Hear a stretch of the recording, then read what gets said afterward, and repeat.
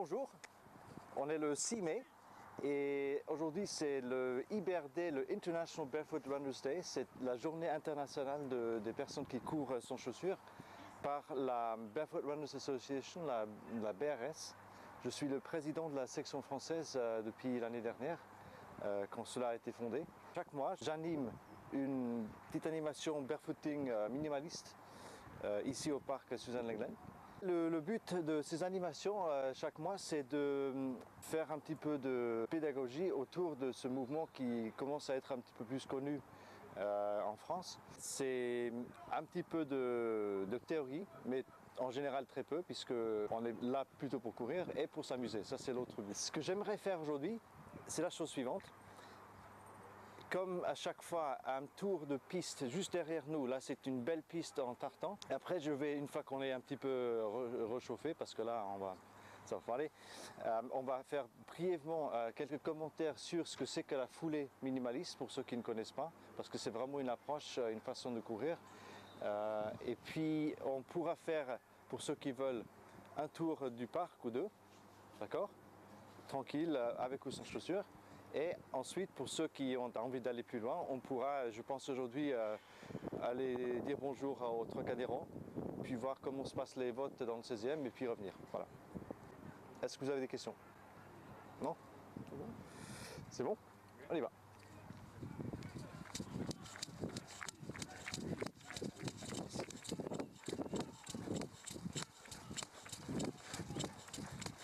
Je fais ça pour ensuite montrer vraiment comment la foulée est différente et pourquoi l'attaque par le talon est quasiment impossible. En cours pieds nus? Oui. Ah, ça fait mal. C'est l'instinct que tu arrives sur le milieu au devant du pied. On n'est pas du tout sur la pointe du pied. Contrairement à ce qui se dit beaucoup dans les médias, c'est faux. On est vraiment à plat, attaque à plat. Et c'est la façon la plus efficace, Stéphane, d'avancer. Puisque une fois qu'on a un petit peu rodé la technique, on ne rebondit pas non plus. Donc en fait, c'est comme si on dépense moins d'énergie à la verticale. Et ce sont aussi obligatoirement des petites foulées. Ok? On a une amplitude à peu près comme si on marchait, trottinait. Ça, c'est un mot dont il faut redorer le blason. C'est un bon mot. C'est comme un chien. Comme tu disais tout à l'heure.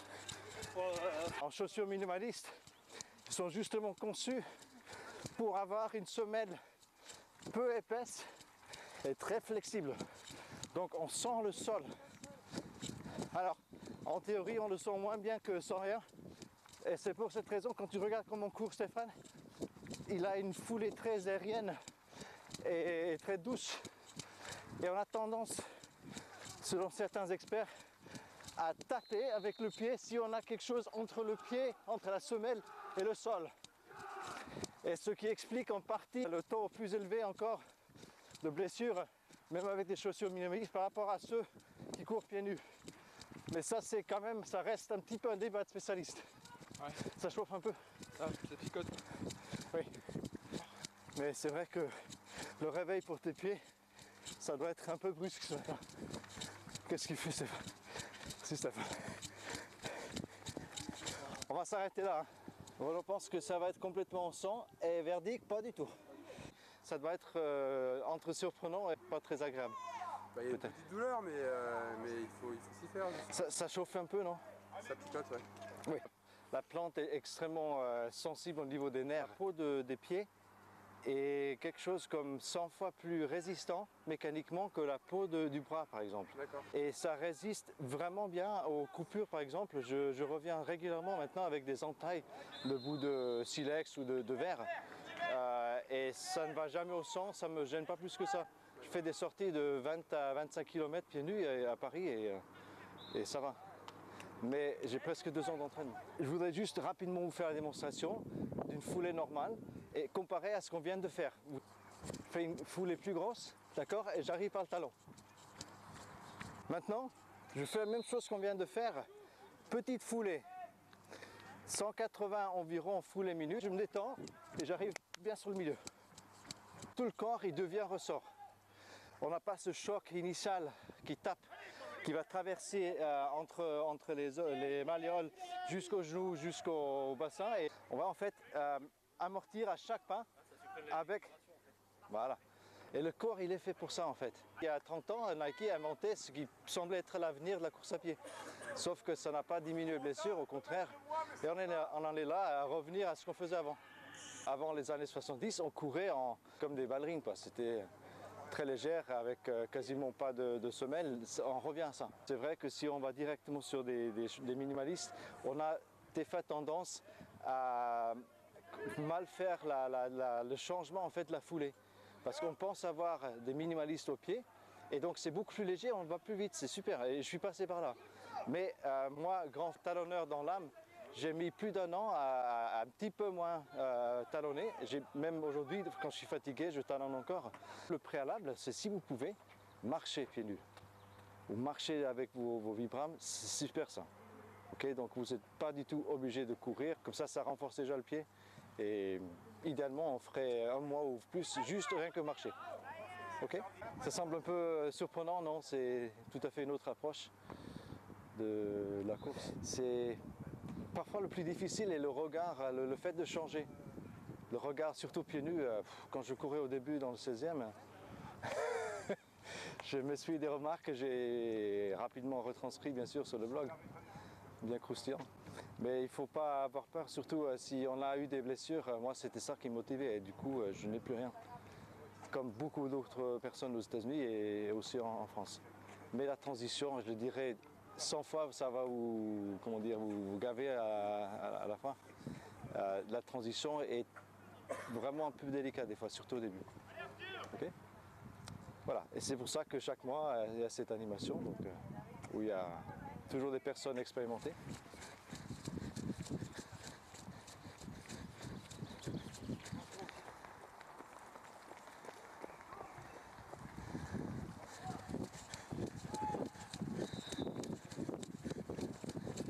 Vous l'avez compris, j'adore les flaques. Donc quand il a plu, il ne faut pas être à côté de moi à moins de vouloir être aspergé. Quand on n'a que des citrons, quand il pleut, qu'est-ce qu'on fait? On fait de la limonade, on court dans les flaques.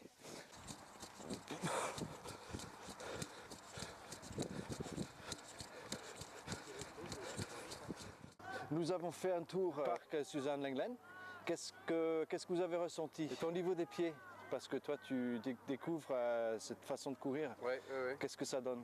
Et je sens que ça chauffe. C'est possible, oui, parce que ça fait travailler les pieds beaucoup plus, puisque même si les chaussures ne sont pas les plus minimalistes, des équipables. En même temps, c'est les premiers prix, donc il n'y a pas trop d'argent. Oui, mais souvent les premiers prix, c'est mieux parce que c'est moins construit. Oui, bien sûr. Ça, c'est mieux qu'un gros truc à 150 € comme nous avons souvent. C'est ce que j'avais à l'époque où j'avais commencé à avoir des problèmes.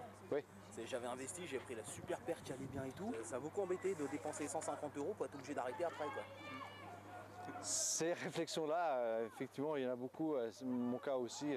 À dépend. J'ai une paire que j'ai acheté 50 au lieu de 100. Ouais. Et je l'ai utilisée une fois. Et c'était au but de Chaumont. Et au bout de 7-8 minutes, vraiment les deux tendons, j'avais des douleurs. Vraiment au même.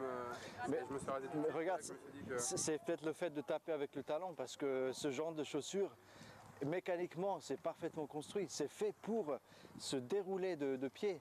C'est ça, l'industrie est bâtie là-dessus. Et donc les chaussures sont des merveilles de technicité. C'est pas la chaussure qui fait défaut, c'est l'approche peut-être de la course à pied. Moi, je cours mieux avec ces chaussures-là. C'est des chaussures à 20 €. Ouais. Et c'est fait pour du stabilisant en plus, qu'avec les chaussures à 100 €, supinateur, tout ça. Ouais. Ça m'étonne pas. Ça n'existe pas dans le barefooting. Ça, c'est le fait de stabiliser le pied dans la chaussure. Vraiment, c'est comme si on faisait à la mafioso à couler le pied dans le béton. Parce que cette histoire de pronation, c'est ça. C'est de fixer le pied pour qu'il ne roule pas. Or, un pied normalement constitué, il est fait pour rouler, pour tourner. Quand il attaque, peut-être juste baisser, il va attaquer comme ça et il va traverser les métatarses et se poser. Donc le pied, il est extrêmement complexe mécaniquement parlant. Et il est fait pour rouler et absorber. Il stocke l'énergie à chaque pas, il restitue tout de suite après. Mais si tu bloques le pied, bah, les chocs, d'une part, c'est moins efficace. Et d'autre part, les chocs, forcément, ils vont aller ailleurs. Ils vont aller là, là, partout. Alors que si tu cours naturellement avec un amorti sur le milieu du pied, c'est le ressort qui joue. Personnellement, j'ai pas une douleur, mais disons une petite sensibilité juste là. Oui, Voilà. typique. C'est très typique parce que ça travaille énormément, quoi. Ça plus les tendons d'Achille. Nicolas, quelles étaient tes sensations par rapport au tour qu'on a fait? Bah, reprise de la course à pied après 4 ans d'inactivité. D'accord.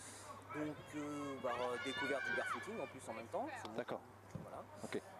Toi, tu as déjà fait la bonne approche qui consiste à marcher avec des minimalistes, des Librams, bien avant de courir. Donc ça, c'est vraiment une approche très, très souhaitable. Moi, j'avais les pieds fatigués pendant des semaines et des semaines, rien qu'à marcher au début. Moi, j'avais des grosses sensibilités par contre au niveau des talons. Oui. Ouais, ça ne m'étonne pas. Ouais. Après, bon, ça s'est un petit peu calmé, mais... Ouais. Mais ce petit guide pour apprendre la course à pied va notamment vous parler de deux choses qui sont importantes. D'abord, la progressivité, okay, qui consiste, Stéphane, tu le disais à l'instant, qui consiste à ne pas augmenter ses temps de sortie. La distance, on s'en fout. C'est les temps de sortie qui comptent, le temps que l'organisme est sollicité. Pas plus que 10%. Entre la période qui convient, donc une semaine, un mois. Alors comment choisir la période? J'appelle ça le test du saut du lit. Le matin, quand vous vous levez, après une sortie la veille, si vous sentez que vos pieds sont tendus ou peut-être un peu douloureux, ça c'est une signe d'alerte. Et il faut voir si ça s'estompe au bout de 5 minutes. Dans ce cas-là, ça va. Mais si en fait, au bout de 30 minutes, par exemple, les pieds ont toujours un petit peu une sensation de fatigue ou de raideur, ou s'il y a des douleurs, ça veut dire vraiment vous remettez l'entraînement pour un autre jour. Une fois que vous n'aurez plus mal, c'est là où guette le danger, parce que là, vous allez enchaîner avec surtout les chaussures très légères. C'est super, quand on redécouvre la course à pied. Attention. Alors, je me demande si j'ai... Alors, première passe, le plus important, c'est vraiment les quelques consignes au niveau de la foulée. Une foulée rapide, un appui sur le milieu du pied. C'est ce qu'on a vu aujourd'hui. Et c'est bien pour ça que je vous ai fait courir pieds nus pour vous montrer l'intérêt et aussi l'approche de cela. J'en profite pour donc parler rapidement du blog. C'est courirpiednus.com. C'est à la base. Et à partir du site, on a tous les accès vers Twitter et tout ça, donc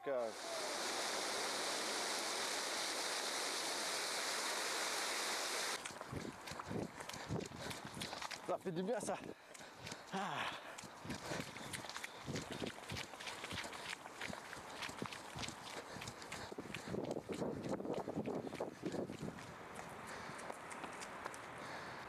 Sylvie.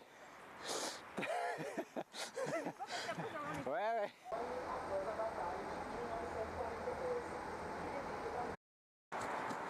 C'est là où ils ont filmé Inception.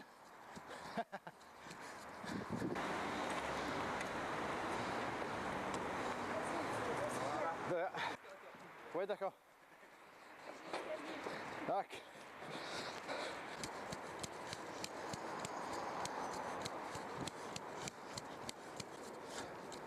On doit être sous la station de Boissière, c'est ça? Allez, qu'est-ce qu'on fait? Ça ou ça? Ça ou ça?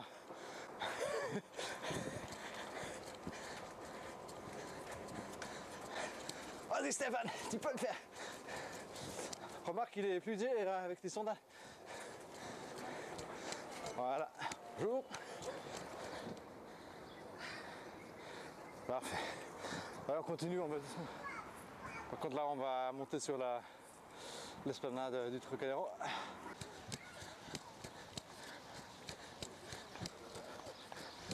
Parfait. Alors,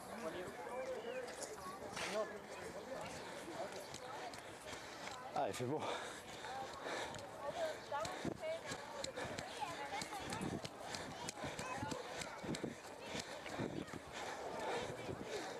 Ah, c'est grâce aux touristes qu'on a des trottoirs bien propres, n'est-ce pas? Quand même là. Ils sont pas sortis. Comment? Pardon, excuse-moi.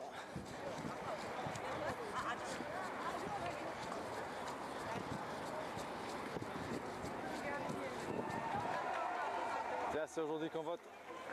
6 mai 2012. Et il y a Johnny au milieu, impaisible. Non, on est dans le 16e, je ne sais pas s'ils sont pour ou contre.